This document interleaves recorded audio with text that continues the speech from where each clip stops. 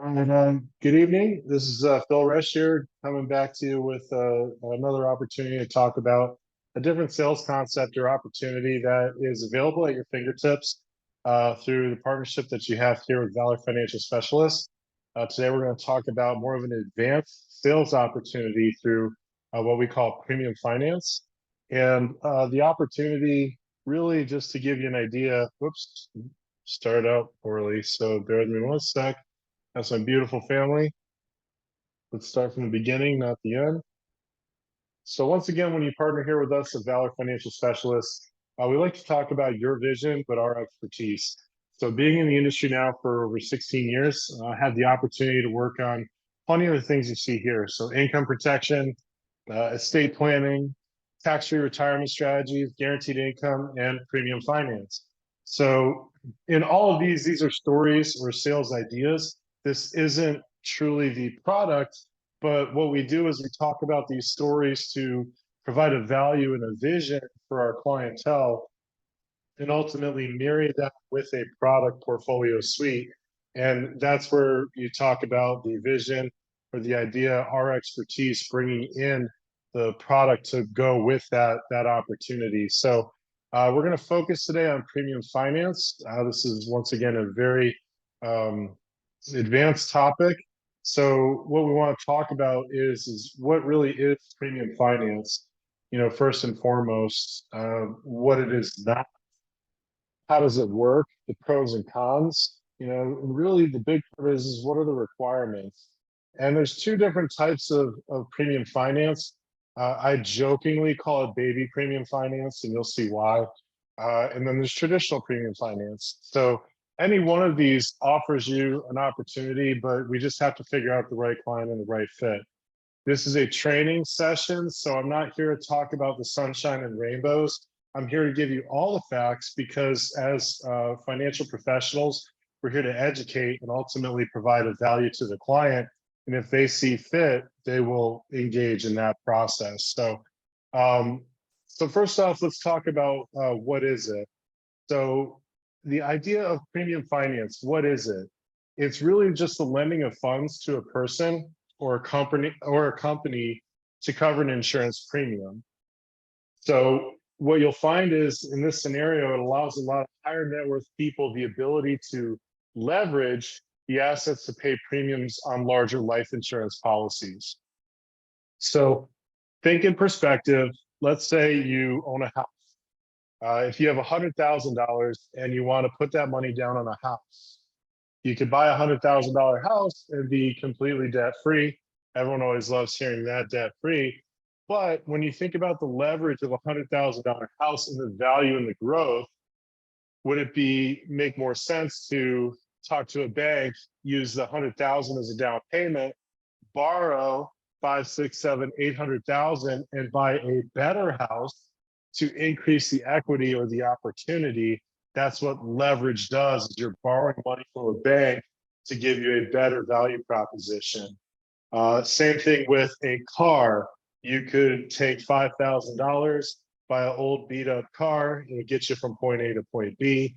Or you could take 5,000 and then borrow some money from the bank to get you a better car or a better story. So why can't we use that, as we're talking here, for a retirement strategy or more for a legacy plan?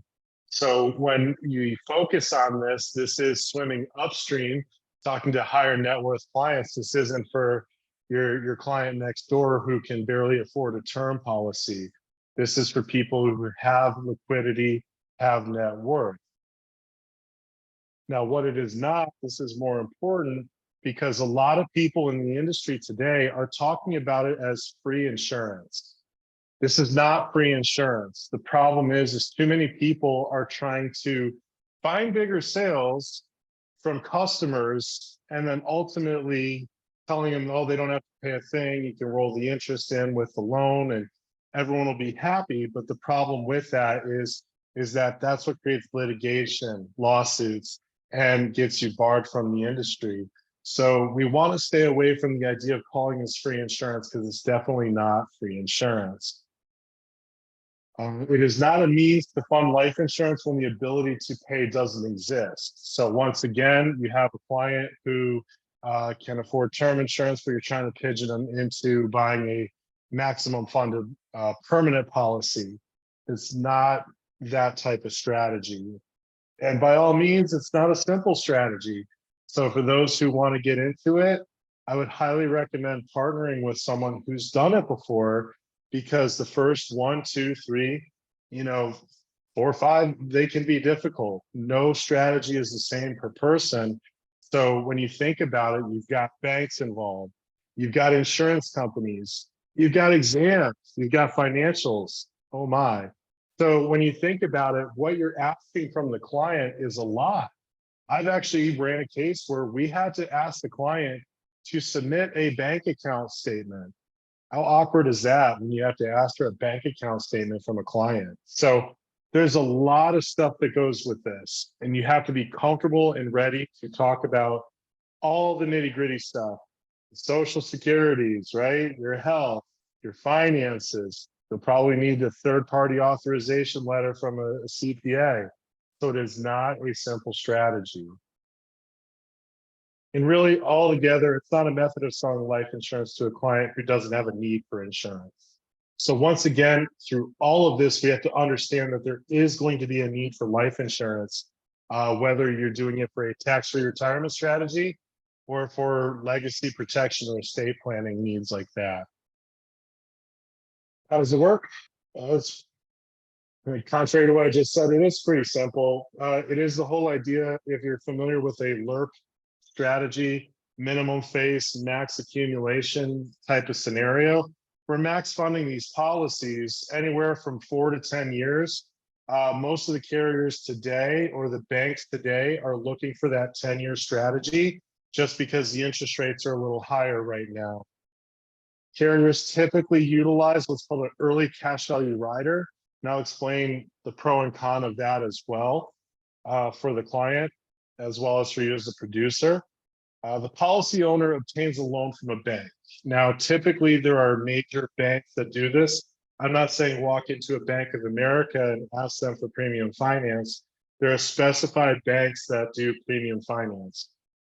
And if you can find them, and the higher the premium is, the lower the interest rate because you're borrowing more money from them. But the loan accrues interest over time. The big question always is who's responsible for the interest? Ultimately, the consumer is. At one point or another, they're going to have to pay the interest on this type of loan. The loan balance is collateralized, so it continues over time to grow. And you have to be able to hold collateral at the bank for the difference between the cash growth inside the policy and what you've borrowed. So that's another hidden gem that people seem to forget when we talk about things like premium finance. Cash value is used as an exit strategy to repay the loan, not replay, but repay the loan balance, not the death benefit. There's a lot of people who will say, oh, you don't have to worry about that. When you die, it'll pay off the loan and use the cash, this and that.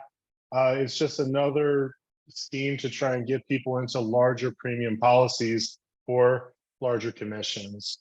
So just kind of watch out for that, especially if you're combating against someone who does something like that.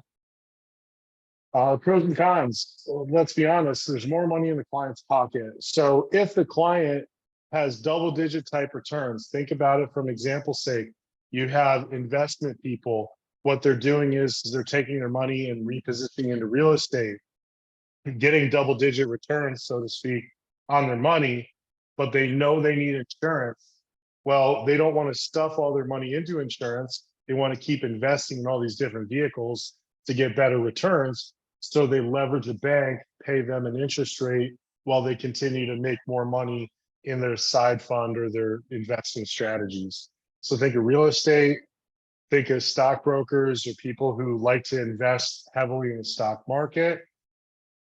It can be used in various strategies. So this is where you can use it from a business standpoint, potentially getting write-offs, or you could use it to kind of retain key employees. So your executive bonus plans, or from the personal level, you have estate planning. That's a really huge issue.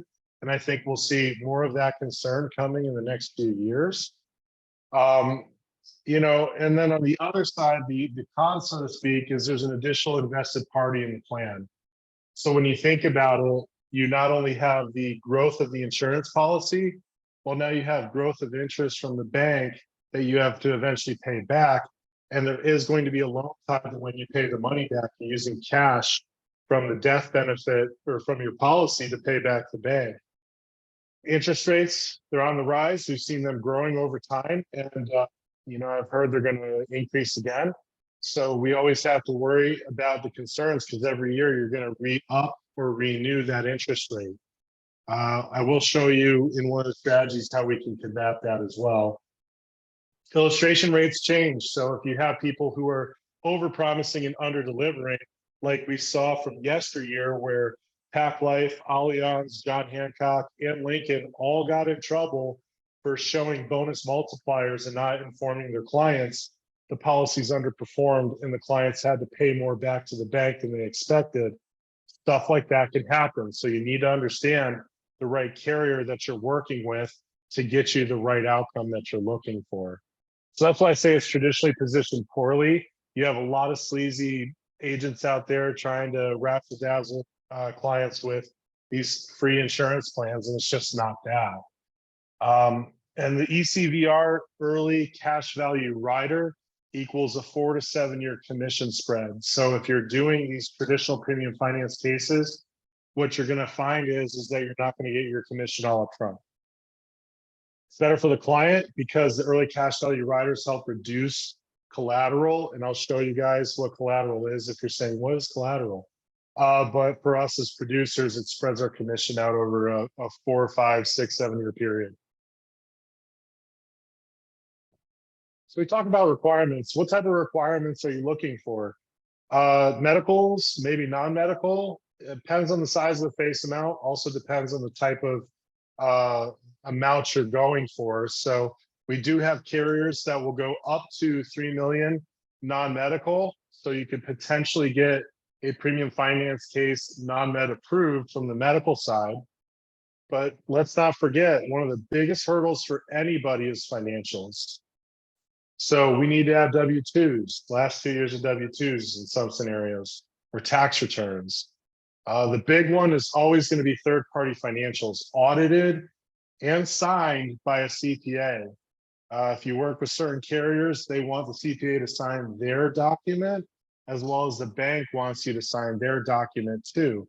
So if you're working with a high net worth client and you share this up front to get full compliance from the CPA up front, it'll save you a lot of work on the back end when you need to go get hers or his signatures. Then there's always a question of the bank. Who do you use? If you've used someone in the past, like a partner who's sold premium finance in the past, they can be your key or utility to help you find the right banks to use, and also what's needed. So that's really crucial for this. I can't emphasize enough how important the financials are. If you have a really good client, or you as the agent are really laying it on thick of how important it is to have the financials ready to roll and why the carrier needs them, it'll save you a lot of back end concerns or issues. And support, depending on who you use, you can have a comp split with the bank or with the agency that partners with the bank. I've seen it north of 25 to up to 30%. So that means you're doing a comp split with an entity that is going to be on the application. And the perk on doing that is that they handle years 2 through 15. You handle year 1, you brought the client in, you get the majority of the compensation, but then the bank and the people who partner with the bank do all the rest of the work. They also protect you against things like litigation. In case the policy goes sideways, you have that backside protection. So partnering with these type of groups versus doing it yourself can be extremely advantageous. And there are some carriers who will do a 0% comp split. If you want, we can always talk about that offline. So two different types of premium finance. I call it baby premium finance. I know it's not really kosher to say because I do actually like this plan. But the reason why I say that is you can use it for lower face amounts. So when you look at it, they call it 3-to-1 leverage. It's your Kaizen plan, where you can contribute premium of, let's say, 1 to 5 years of 25,750 in this scenario. I think this is a 40-year-old. And then the bank will pretty much match that. So 21,598. So you're going almost dollar for dollar for the first 5 years. Then after that, the bank picks up the rest. Now, a lot of people will say, well, this is too good to be true. Why would the bank do that? Well, this is a three-way win when you think of it, for the bank, the consumer, and for the insurance company. Because the bank is in business to give out loans. So they're going to make their interest. So that's how the bank wins. You are going to have extra leverage, someone putting more money in on your behalf. So that's how the client wins. And then the insurance company wins because they're getting excess or extra premium to invest or put into their general account. So that's how everybody wins in this scenario. And you'll find that based on the rate of return or the interest rate that you're getting, you'll be able to eventually pay the bank back. So in this scenario, you borrowed a total note of 488,000. And then once you use the cash value from the policy to pay back that note, then you'll be able to access the cash value inside of the policy. And I'll show you a full example of that in a minute. So what type of clientele is this? This is your clientele that are worth about $1 million to $5 million net worth. They're okay paying that 50% premium for the first 5 years. And they have to prove that they have at least 100,000 in W-2 income for the last 2 years to even qualify for this type of plan. It is a requirement. It's the most liberal requirement that you'll see inside of these type of plans. And it really is just submitting your W-2s or K-1. You can even submit 1099s from this scenario if you have more of a commission-based business. You can do single pays. So in this scenario where the client's paying, I'm just going to lowball and say 125,000. They can send 125,000 into the carrier. They'll do a PDA where they'll pay it out over the 5 years for you. So if you have one client who wants to just throw it all in, you can definitely do that too. You talk traditional premium finance. So there's a lot to see on the screen. It's pretty busy, but just to give you an idea, you'll have your typical annual premium right there. You'll have the projected interest rate. So what the projected interest rate is this is a idea of what it'll cost to borrow this note. Now this has gone up since I ran this about 3 months ago. You're teetering around 6 to 7% now.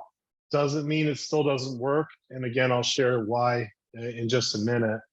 The projected interest. So in this scenario, you'll see the projected interest and the client contributions are the same all the way down. So in this scenario, the client only wants to pay interest. They don't want to pay that 632,000. You'll notice later on in time, they're going to be paying a lot more, but they're paying a lot less up front. So they again are using their assets in their favor to build up a higher surplus outside of the insurance. They can always choose to add more money to this contribution to reduce the amount that they have to pay later on, but they don't have to. You'll see the end of year loan balance continues to grow. And then ultimately, the biggest one here is that projected gap or collateral requirement. So you'll see in year 6, the highest requirement is a little over $750,000. That has to be liquid or available for the bank to hold on to, because it's the difference between the amount that you're borrowing minus the amount of cash value that's inside of the policy. So you'll have that remainder left that has to be held in case out of nowhere you surrender the contract. The client then would have to owe the bank in year 6, $777,609.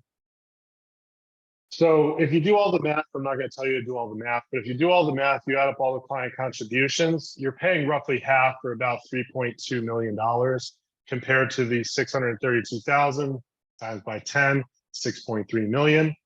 And then eventually, because you've been paying the interest the whole time, you're going to actually pay the loan back, the 6.325. And then after that, you'll see in row 17 that you have about 4.25 million in remaining cash value that you can use for income. Now, the type of clientele for this is 5 million plus. They can do that prior design that we showed you, the baby premium finance or Kaizen plans, but they have more options when they have a higher net worth. So they're willingly looking to pay at least the interest.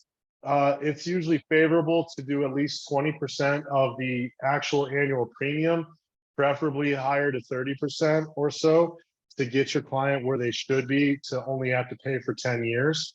It'll be more upfront, but less overall and less collateral too. So we can always work on case design. Speaking of case design, you can be a little bit more aggressive or a little bit more, picky choosy on how you want to see a design. So for example's sake, I had a client here who wanted to take his 750 and only pay it over 2 years and let the bank take care of the rest. Well, we were able to do that. And what you'll see is the collateral was pretty low. Over here, it's 36,527. So it's in parentheses, meaning the client only had 1 year collateral. And then after that, they paid the bank back for 4.7 million, and then had about $1 million worth of tax-free income for their retirement. So these type of opportunities are real, they're available, and really it just depends on the type of clientele you're hunting for. So if I were to show you here, this is like if I were to send someone a Kaizen plan. So this is that baby premium finance we talked about. If I were to send this to someone, this is exactly what they would get. It would be a whole slideshow, so to speak. You would see go to enrollment if they were ready to proceed, but they have an introduction video here that you could watch. It's 2 minutes. They can do it at their own pace. You can go to estimate my benefits. And so the client can enter in their information here. You can do a slider, or you can even do a custom design, which I've already done. I did good old Phil Resch, 41 years old, and I looked at $40,000 worth of premium over 5 years. So the minimum for my age is about 21,350, but I did 40,000 for 5 years. So my orange little piggies here, and then you got the bank here funding pretty much $500,000 over a 10-year time period. Ultimately, you can go through here and see the benefits and distributions. It shows you the internal rate of return on the income you're pulling out. I start out with a $1.2 million death benefit.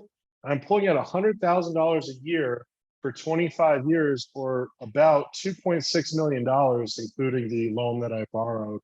But I've pulled out about $2.7 million of cash on a $200,000 investment. So when you talk about opportunity or validity, you have that here. Now, some people will say, well, Phil, I'm really worried about those interest rates. I'm really worried about, the market is going down right now. Why would I invest in this type of strategy? Well, you do have the chance to get these illustrations here. I already ran them. It's like a cooking show. I already got everything set up. And so you'll get this fancy little design. Look, my own wife did it for me. She's so sweet. And it'll show you these pretty pictures. So you'll see here why it works. You have also the critical, chronic, and terminal illness built into it. So it does have living benefits with this carrier. You have excess premium, you have your policy expenses, and it'll show you the exact same stuff I just showed you, but I'm going to go down to a very important page where we talk about you have different options. So this illustration is based off of a 5.5 or 5.92 rate of return. So if you did apples to apples to apples comparison, if you did an after-tax investment and you funded the same 40,000 for 5 years, you could get a distribution of about $34,000. If you put it into a self-funded IUL plan, you can get about $59,000. But with the leverage of Kaizen, having the bank help you fund it, you're getting an additional almost $50,000 more. But we talked about concerns about rising interest rates or concerns about maybe a lot of zeros. Well, that's why they put this little thing right here. So if, for example's sake, they use the 1980s stress test, for example's sake, when it goes all the way up to 15%, it still works. So even if the bank note goes all the way up to 15%, you're still going to get income out on the strategy. Or the Great Depression, where out of 15 years of funding, or 15 total years, there were 9 zeros. So you're only getting 6 positive years before you have to pay the bank back. You still get income out with this strategy. And then they show the actual design here. And the interest rates have gone up to about 5.75 inside of these Kaizen plans. Because what they do is they take a bunch of millionaire next doors and they combine them together. So the premium ultimately in these tranches is higher, and it gives your client a cheaper interest rate through this. The other perk on this Kaizen plan is there's no bank collateral. So you don't have to worry about paying out any money as liquid cash to the bank, because it's the collateral is this policy. There are living benefits inside of it. You also get the accumulation here. They also show you the illustration. This one was done through National Life Group. This is one of the carriers that supports Kaizen. And it'll show you, once again, you got all the living benefits in this, up to $1 million or 1.5 on the chronic illness. The chronic illness. So you have the benefits, the living benefits on this. And then it shows you, I'll just go to the money page, the same thing on the typical illustration that you would see that your client would look at. You have all your funding. This is basically everything that's going in. That's the note. And then you got the income later, 103,000. So if we recap, we think about the strategy here, just to give you one last tidbit here. If your client wants to move forward, they hit go to enrollment, they start putting in their information, and then it starts to process electronically. But to just kind of recap again where we were here, the idea of premium finance is not typically for your Johnny Everyman. It is a higher net worth client. Where can you solicit these type of clients? Doctors, dentists, attorneys, CPAs. CPAs are a great resource to actually talk about with their clients, because they usually do the taxes for the doctors, dentists, CPAs. High net worth people who own their own small businesses. I know across the street from me, I have private businesses. I have a laundromat. I have a dry cleaner, privately owned sushi restaurant, nail salon, and pizza place. So all of those are small business owners that could possibly look for this. You could work with nonprofits like churches, synagogues, mosques, talk about executive bonus plans for them, because they can get a write-off, and then the income is still tax-free for their, let's say, their pastor. So you have that opportunity too. Or C Corps, they could get write-offs as well and do executive bonus plans with all these type of strategies. So you can do it from a personal level, a business level, but really, again, you have to start with the price point of someone who's making $100,000 or more. So with that, what I'll do is I'll stop the recording, but we'll love to open it up for any questions that anybody has.